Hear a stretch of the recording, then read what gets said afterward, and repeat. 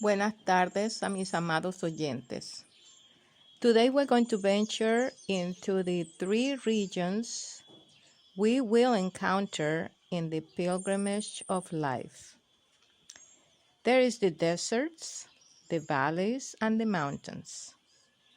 The desert of our life is perhaps, in my opinion, one of the most difficult terrains we will encounter, but also one where we will see not just the overwhelming circumstances and impossibilities of life, but the miracles. Let's bring to memory the people of Israel in the book of Exodus when they left Egypt, where they had been slaves for 400 years, and began their journey through the desert with Moses. In the desert, they dwelled for 40 years, and they could only rely on Moses' leadership and God's miracles. The Red Sea parted in two so they could escape certain death from the Egyptian Pharaoh, Nabucodonosor. And then, miracle after miracle, God Yahweh provided water, manna, a bread like food from heaven, and quail for meat. And they just had the experience of seeing God's hand over them, one miracle after the other, and his constant protection from their enemies. So the desert of our lives could be some kind of hopeless experience for some, but for us as Christians, it is an experience of confidence and trust in God. Our confidence and hope in the desert terrain doesn't come from us, but from knowing that God dwells with us, and we will see his glory and we will see his miracles in our life. In the valleys, the challenge is not survival, but healing. And it is in the valley where we will have time to repair some badly wounded scars and cannot make sometimes our hearts stop from bleeding and our tears to dry up. We too must get through the valleys, my dear ones.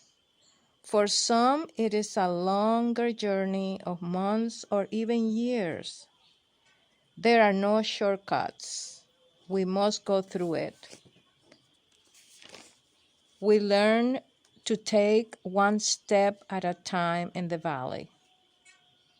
We cannot be so impatient on results, for patience is exercised in this region of our lives. As we patiently go through the phases of healing and forgiving others and even forgiving ourselves, God's restoration process in us results and will result in a person more to the likeness of his own image.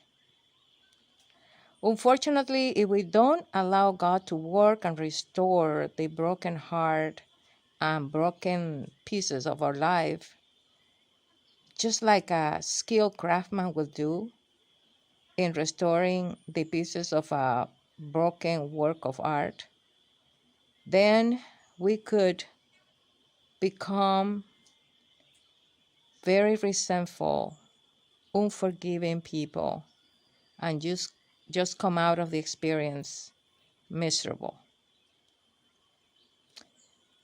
Then as we begin to see the light through the thick forest of the valley of tears and hurt, loss, or fear, we could take a breathtaking view of a spectacular mountain ahead.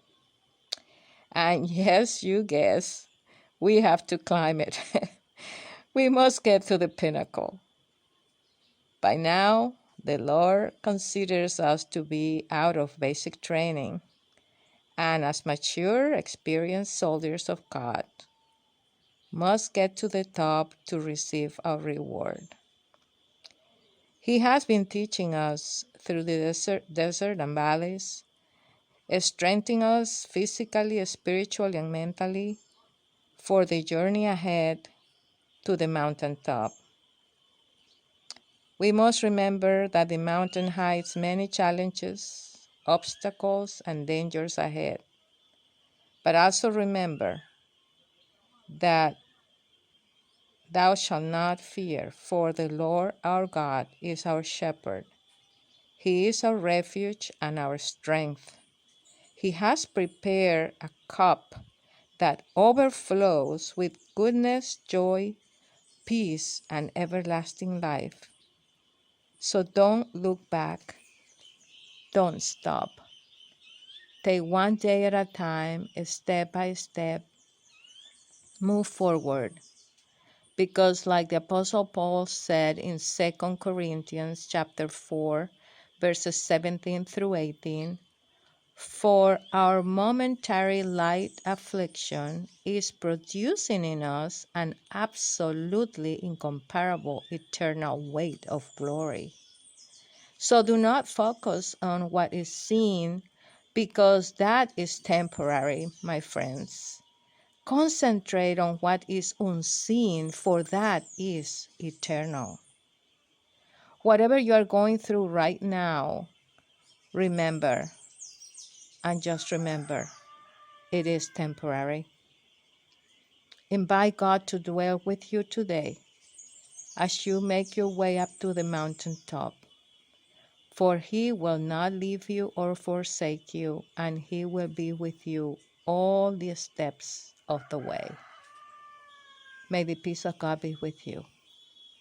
Shalom.